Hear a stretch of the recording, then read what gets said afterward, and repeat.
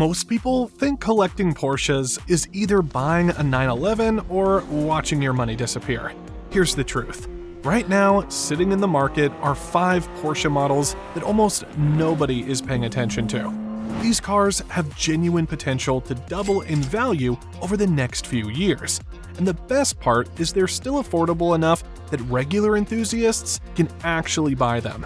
Let me be clear from the start, nobody can promise you returns on collector cars, and this isn't financial advice. Prices move up and down. But what I can show you is real data, actual production numbers, and market trends that paint a very clear picture. These aren't wild gambles. They're calculated opportunities based on how collector car markets actually work and where the automotive world is heading. So, how did I pick these 5? Simple. Each one is genuinely rare, but still wearing some kind of unfair label. Maybe it's the wrong era, maybe it's considered entry-level. Maybe it just never got the respect it deserved. That gap between reality and perception creates opportunity. They all have clear reasons why values should rise. Things like import rules changing, gas engines going away, or more expensive versions of the same car pulling prices up. And most importantly, people actually want to own and drive these cars. They're not garage art. They're machines that remind you why you fell in love with driving in the first place.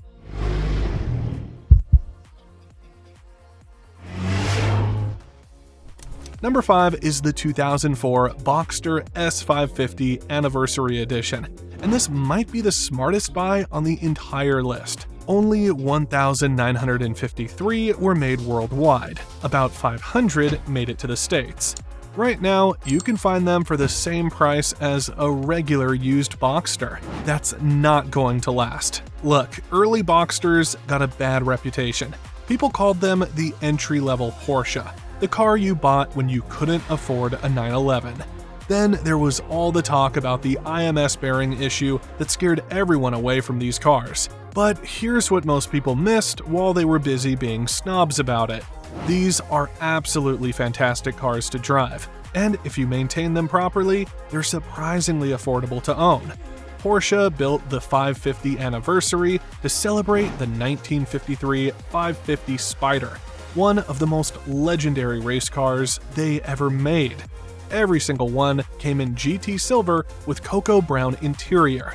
They got special bumpers, body-colored intakes, a unique exhaust setup, and a tuned version of the 3.2-liter engine making about 266 horsepower. These aren't just stickers and badges. This was a properly thought-out special edition. Right now, these cars are trading between about $12,000 and $25,000 for decent ones. The valuation guides show a good condition car at around $24,000. Stop and think about that for a second. $24,000 for a limited production Porsche with unique everything. That's less than a new Civic Type R. Here's why this changes. First, it's already a limited edition at a crazy low starting price. It's a lot easier to go from $20,000 to $40,000 than it is to go from $100,000 to $200,000. The percentage is the same, but the psychology is completely different. Second, Porsche itself recently celebrated the Boxster's 25th anniversary with a special edition. When the factory starts acknowledging a car's history, collectors pay attention. As the newer special Boxsters climb in price, people will look back for the first important one, and that's this anniversary car. Third, the whole IMS bearing fear is manageable. Yes, the issue exists, but it's understood now. A good pre-purchase inspection, regular oil changes, and if needed, an IMS bearing replacement when you do the clutch, and you're fine. This has been documented and discussed for years. The fear is way bigger than the actual risk if you're smart about it. What should you actually look for? Find a 6-speed manual with under 60,000 miles and complete records. Keep it in the original GT Silver and Cocoa spec. Don't buy one that's been repainted or modified. Check the typical Boxster issues. Radiators can collect debris, window regulators fail, the convertible top mechanism needs maintenance. Make sure the IMS and rear main seal have been addressed or budget for it. This is still priced like a used convertible, not a collectible Porsche. When the market figures that out, the right cars will double. Number 4 is the 2011 to 2012 Porsche Cayman R. Only 1,621 were built. If you spend time around serious Porsche people, they'll tell you the Cayman R is one of the best cars the company ever made. But in the wider world, it still sits in the shadow of 911 GT cars and the later GT4. That disconnect is exactly why this makes sense right now. The R is basically a Cayman S that went on a serious diet.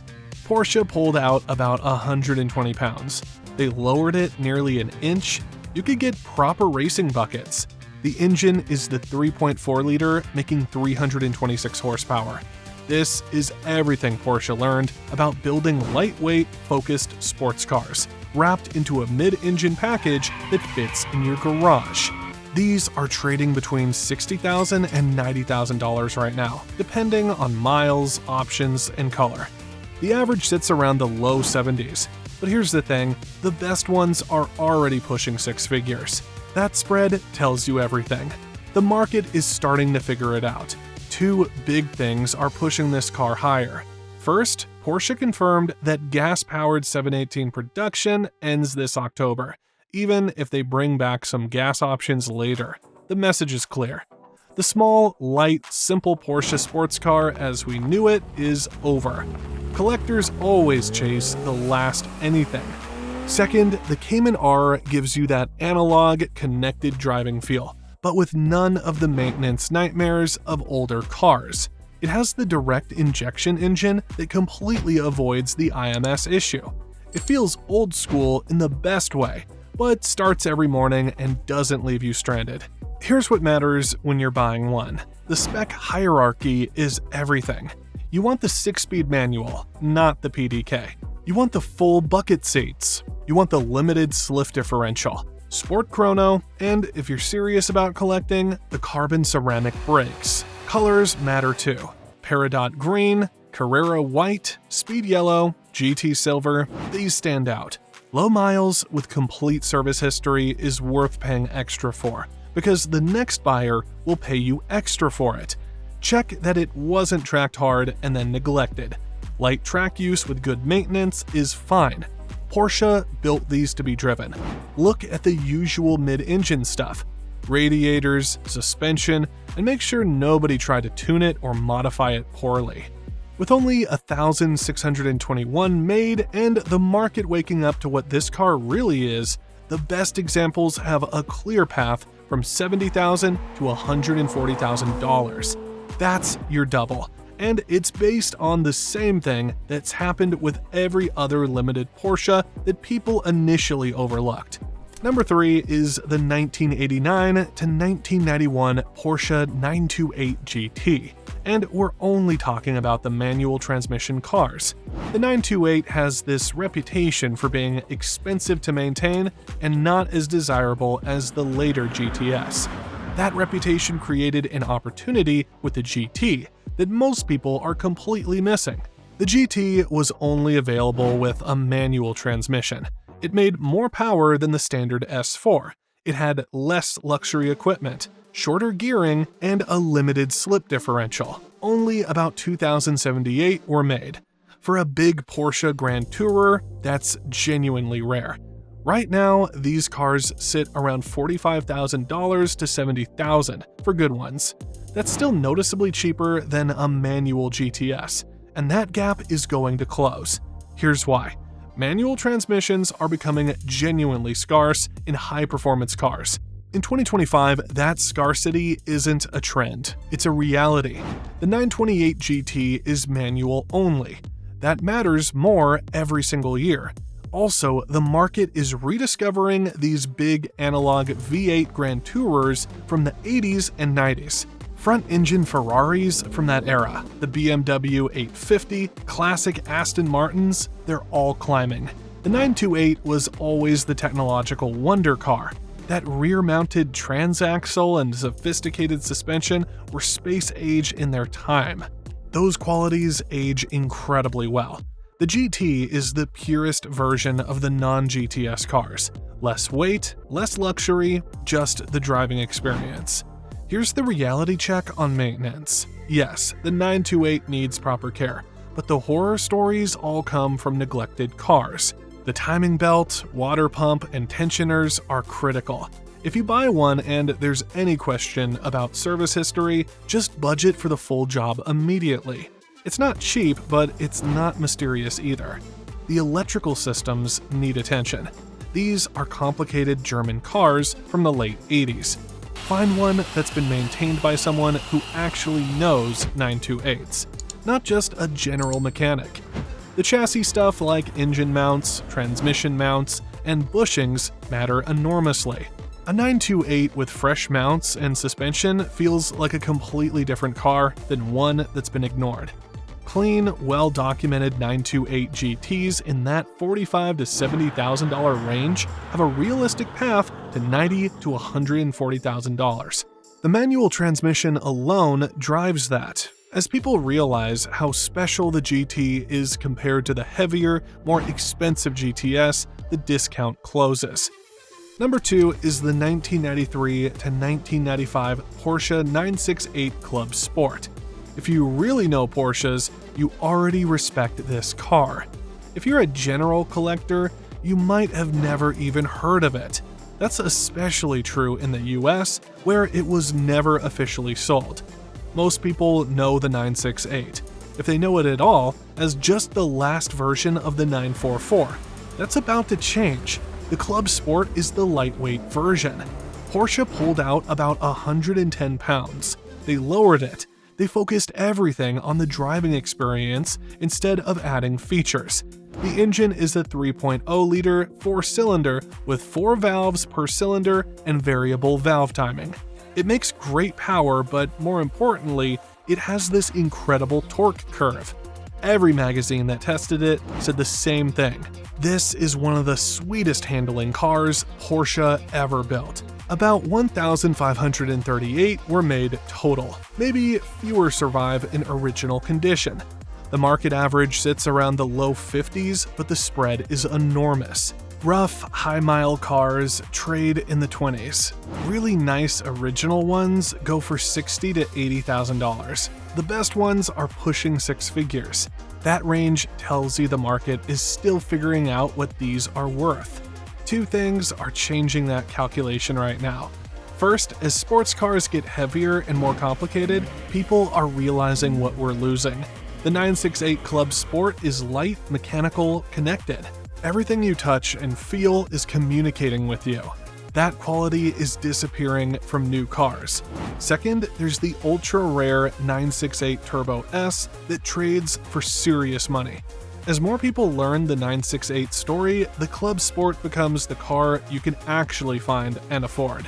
What makes a Club Sport valuable? The real ones have the fixed racing seats, the M030 sport suspension and brakes, M220 limited slip, and the original Club Sport graphics. Be careful because UK market sport models look similar but aren't the same car. Service history is everything on these. The timing belt and balance shaft belt have to be done on schedule. No exceptions. Worn transmission mounts and suspension bushings completely ruin what make these cars special. Original paint in the classic colors like Speed Yellow, Guards Red, Maritime Blue, or Grand Prix White matters to collectors. With less than 2,000 made, a legendary reputation, and the market finally understanding what these transaxle Porsches really are. Clean Club Sports at $50,000 to $80,000 have a credible path to $100,000 to $160,000. Number 1 is the 1980 to 1981 Porsche 924 Carrera GT. Most people hear Carrera GT and think of that wild V10 supercar from the mid-2000s. But Porsche used that name first on this car, a race homologation special based on the 924. The US never officially got it, which kept it basically unknown here for decades. It also has that front-engine, rear transaxle layout that people unfairly dismissed for years. But here's what actually matters. Only 406 were built. That's not a typo. 406 cars total. This was built so Porsche could go racing in Group 4. It's a wide-body, turbocharged 924 with a reinforced chassis, real aerodynamics, and serious performance for its time. Porsche also built even rarer racing versions called the GTS and GTR. Those cars are selling for over $400,000 now. While that's a different car, it shows where the ceiling is. It makes the regular Carrera GT look like the bargain of the century. Right now, the market shows these around the mid-70s on average, with a wide range depending on condition. Really strong original cars are bringing low six figures. Less impressive ones trade lower. The fact that there's still range in the market tells you it hasn't settled yet. Three forces are going to push these cars higher. First, there are only 406. Most stayed in Europe. That supply is fixed forever. Every time a really exceptional car comes out of a private collection, it resets what people think these are worth. Second, the whole transaxle family is being reevaluated. For decades, people wrote off the 924, 944, and 968 because they weren't 911s. Then, as 911 prices went insane, enthusiasts discovered these other cars and realized how great they actually are. That benefits the Carrera GT most because it's the ultimate homologation version. Third, the car has real racing history. It connects the 924 Turbo to the 944 and represents Porsche's motorsport efforts from that era. The GTS and GTR prices anchor expectations. They make a regular GT at six figures seem completely reasonable. Originality is critical. You need to verify it's actually a Type 937 or 938 Carrera GT, not a regular 924 Turbo someone modified. The factory body panels, the intercooler scoop, the bonded windscreen, the flared arches, all of that needs to be correct. Many of these cars got raced hard or were modified to look like later 944s. You want unmolested. The turbocharged engine and cooling system need proper maintenance. Cracked heads and cooling problems are known issues on cars that were abused. Make sure recent work has been done. The history matters enormously. These cars have complicated import and export stories. Complete documentation helps prove what you have. The bottom line is this: the Carrera GT starts low relative to what it actually is. The GTS and GTR prices show where halo cars sit. That creates a clear path for excellent examples to normalize into six figures. That's a realistic double from many recent sales, and the production numbers support it happening. Before we close out, let's talk about what moves all five of these cars together. Scarcity is real. These aren't common cars.